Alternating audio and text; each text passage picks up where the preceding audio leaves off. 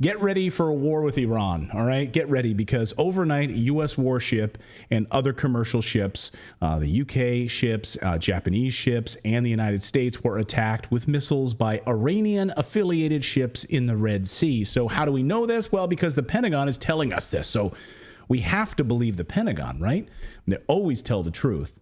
So when the Pentagon speaks, you should pay attention to that. They told the Associated Press, the Pentagon said Sunday, that a U.S. Navy destroyer and several commercial vessels came under attack in the Red Sea. So now just take a look at this map here. That's a very important shipping lane. Of course, one of the most important shipping lanes, one of the busiest shipping lanes in the world. Here's an idea. If you don't need to be there, why are you there? Sandwiched in between Djibouti, Ethiopia, Yemen, Saudi Arabia, Sudan, Egypt, Israel, and Jordan. Why are you putting American lives at risk by showing up in the Red Sea? And then you wonder why, as we're in people's backyard, they don't like us. Get the hell out of there. The reason they don't like us is because we are there. You know, it's like hanging out in someone's backyard and taking a shit on a regular basis. Like, oh, there's that guy again. He's constantly in our backyard going and doing his business. I'm sick of this guy constantly ruining our backyard. Get out of here. And you wonder why they're going to hit you? The Pentagon said this, and so it must be true. We are aware of reports regarding attacks on the USS Carney and commercial vessels in the Red Sea and provide information as soon as it becomes available, the Pentagon told the AP. Then last night, U.S. Central Command said the USS Carney responded to attacks on 3 commercial vessels, the Unity Explorer, the number 9, and the Sophie II. CENTCOM said the Carney shot down a total of 3 drones, including 2 that were headed in its direction. U.S. Central Command said the attacks were fully enabled by Iran. Had targeted 3 commercial vessels connected to 14 countries with ballistic missiles or drones. So fully enabled. Iran fully enabled all of this. They're such enablers. So it kind of reminds me of something. On August 4th, 1964, in the Gulf of Tonkin, something interesting happened. The USS Maddox was patrolling the waters in the Gulf of Tonkin when it suddenly came under heavy attack by the North Vietnamese torpedo boats. They were so fast moving, the captain even called in air support because they were appearing out of nowhere. They were coming from all sides. All sides.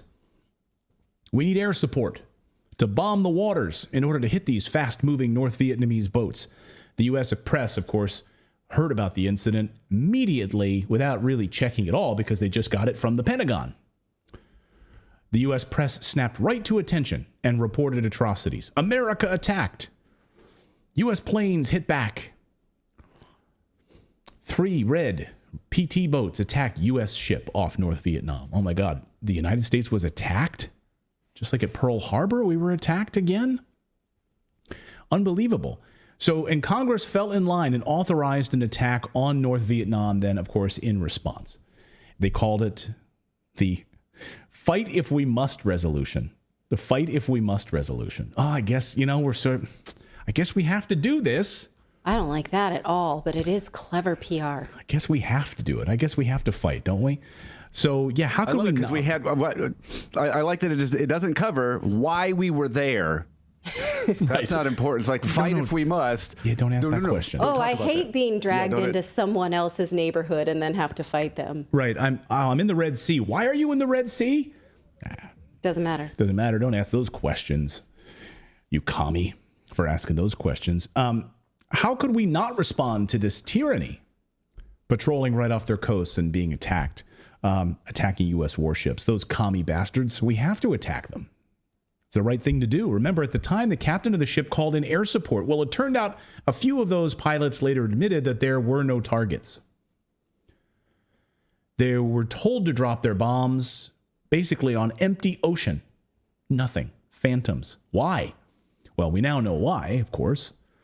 In the early 2000s, the truth finally came out. After a lot of first-person acknowledgement about what was going on there, we finally got the documents from the NSA, the National Security Agency. Of course, this is the same government organization that Edward Snowden exposed years later, showing they were spying on Americans, of course. The NSA documents showed there was no attack, And the teletype messages and the conversations and the internal documents and the orders given by the captain, all of it revealed it was a false flag to rally support to enter Vietnam. That's exactly what happened. So, and I have to admit, I do find it a little heartening this morning, actually, because, I mean, you guys are an amazing audience. You understand this. In fact, before I even started doing this story, so many of you already in the chat, as I started this story, said Gulf of Tonkin, Gulf of Tonkin. Like before I even got to this part of what I was going to talk about. So you're already thinking that, which is great. So I have to admit, I was pretty heartened this morning to notice that I went on Google Trends to see how many people were searching for Gulf of Tonkin this morning. Look at this. Over the past 24 hours, Americans jumped all over Google to learn about the lies that were used to drive us into Vietnam. They're like, this sounds very familiar. This sounds very familiar to what's happening. And even on Twitter, look at this on X, trending in the United States, Gulf of Tonkin, trending. Because people aren't falling for this shit anymore. Well, I was just talking about this on a live stream the other day. It's like once you see a false flag and all the information and propaganda around it, it makes it so much easier to see it when it happens again. And then it's like, the more people that learn that, the more people that start to question it. But it's just funny how, like, once you see it, you can't unsee it. Yeah. And there's a long line of it, which we'll get to in a second. So this is like, can you guys come up with a new idea? I mean, they try different variations of it and they plant seeds of truth, right, to kind of throw us off the scent of it. But at the heart of it, this is how they continue to keep us in these forever wars. But this is something that I have to fight against when what David says, like, you almost assume everything that they say is lies. And so you're like, oh, okay, that's probably a lie. But as a journalist, we have to not just assume that everything is true or a lie. That throws me off, where I'm like, okay, here's a story. Let me give that the benefit of the doubt. And then I'm usually screaming by the end of the day when you dive into dig a little deeper. Lie until they prove it. You know what I mean? Like, because they don't ever prove anything. So it's like, if it's like, fool me once, shame on you or me or whatever, or, you know. Yes, you know, but I don't want us to get the reputation of just all in conspiracy. And so we're looking for those angles all the time. We have to try to take everything neutrally and then dig for ourselves. And it's really tough. It's very difficult because when the first piece of news that comes out is already coming from an intelligence news agency like the Associated Press was the first to report this, they are an arm of the U.S. intelligence apparatus, right? It's like basically the CIA put out a news release. That's what the Associated Press is. The New York Times, Washington Post, etc. They are extensions of the U.S. intelligence state. So when that's the first piece that you get, you're like, okay, well, is there a kernel of truth here? Then now we've got to start peeling this onion back to find out the real truth. And it makes it incredibly difficult, of course, because they are fully funded and independent journalists are not, and they're few and far between. Go ahead, Philip. Well, it's the boy that cried wolf scenario. Like if the U.S. government, like the Pentagon, want us to believe them, they've got to stop getting caught lying so damn often. Yeah. It's like the fact that they're caught lying as much as they are, like, of course they don't have any credibility. Like, why would anybody believe them? Right. You know, establish a different base of judgment here. Like let us believe you, but how can we? Yeah. Yeah, because their track record is so, and they try something big, they pull a 9/11 or something. Americans are waking up that their government is foisting this lie on them. Now, side note here, one of the pilots on that day was told to come help. One of the names of these pilots is James Stockdale. This is the guy on your screen. I became fascinated with Stockdale a number of years ago. You guys may remember, of course. Does his face ring a bell for any of you? I remember, this is really when I became fascinated with U.S. history and at a much younger age, but Ross Perot, of course, chose him as his vice presidential candidate back in the day. He then became Vice Admiral Stockdale, but at the time he was just a pilot in Vietnam. He led the attack that day in the air on the USS Ticonderoga. So when they called in air support, there was your guy, Stockdale. And he came to protect the desperate USS Maddox, was under attack by the North Vietnamese. All these torpedo boats were attacking the USS Maddox. So he took to the air with some other pilots, and he had just learned that it had taken over 20 torpedo attacks, the USS Maddox did, and they were in desperate need of help. So he bravely took to the air. For more than 90 minutes, he later recounted how he made parallel runs to the ship, back and forth, at low altitude, below 2,000 feet. Looking for the enemy vessels, he reported later, quote, "I had the best seat in the house to watch that event, and our destroyers were just shooting at phantom targets. There were no PT boats there. There was nothing there but black water and American firepower." His other pilots in that same squadron also reported the exact same thing. Phantom targets, no PT boats, nothing. No North Vietnamese were there. And he noticed right away, by the way, that when he flew over the USS Maddox, it was in perfect condition. Pretty remarkable for a ship that barely survived torpedo attacks. It was under heavy bombardment by over 20 torpedo attacks. So in other words, the North Vietnamese didn't attack the USS Maddox. It was totally fabricated. Question, does the American government then lie to you on a regular basis in order to drag us into wars? If you're still on the fence about it, let me refresh your memory with just a shortened list that I put together. I want to give you a joke there. Is a frog's behind watertight? That seems like where you're going with that, right? Yeah, I mean, well, exactly. So here, let me give you the shortened list to see if I can help you here. So let me jog your memory. Spanish-American War, the fake attack on the USS Maine, Pearl Harbor in World War II, got us into World War II, Vietnam, Gulf of Tonkin, which we just recounted here, babies and incubators, Gulf War, with an actress who stood up in front of Congress and cried, weapons of mass destruction, Second Gulf War, Assad gasses his own people, U.S. attacks Syria. Those are just a few. Feel free to add any more to the list here. Remember, it took the false flag of Gulf of Tonkin to get Congress to give Lyndon Johnson power to attack. We never declared war on Vietnam. Congress gave him the power to escalate the war. It's exactly what the Gulf of Tonkin resolution was. Now, the neocons don't even wait for false flags anymore. Senators weeks ago passed a bill giving Biden war powers to attack Iran. Here's warmonger Lindsey Graham.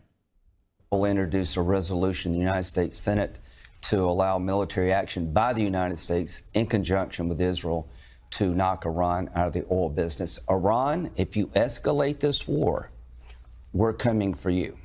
Are you effectively poised to declare war on Iran? That's very strong language. I am poised to use military force to destroy the source of funding for Hamas and Hezbollah. Okay. Everyone in our chat saying, yeah, 9/11, 9/11, 9/11.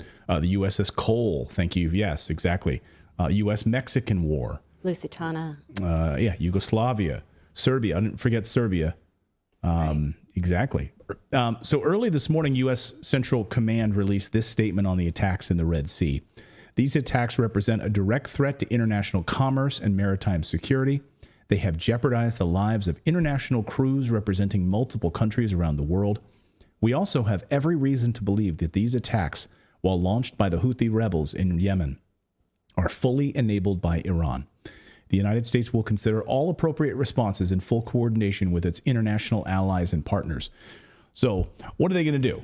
Because you want a war in the Red Sea? The Houthis can literally attack oil rigs in Saudi Arabian oil rigs and wipe out enormous amounts of European oil and natural gas if they want to.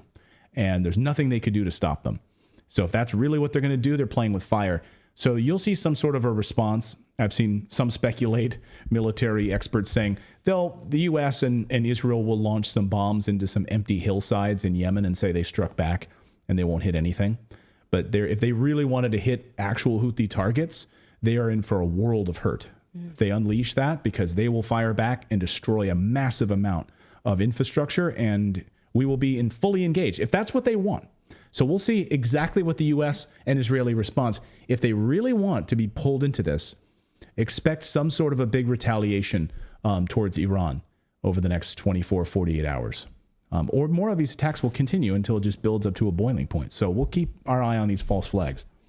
Do you mean attacks or attacks? Yeah, attacks or attacks. Okay. Let us know in the chat what you guys think is going on here. But this is, by the way, I mean, Secretary of Defense Lloyd Austin came out and made a surprising statement yesterday, excuse me, where he basically said, we're calling on Israel, you got to stop the civilian deaths, or you're making a strategic blunder, a strategic mistake, meaning For every civilian you kill, you're creating basically 5 more Hamas.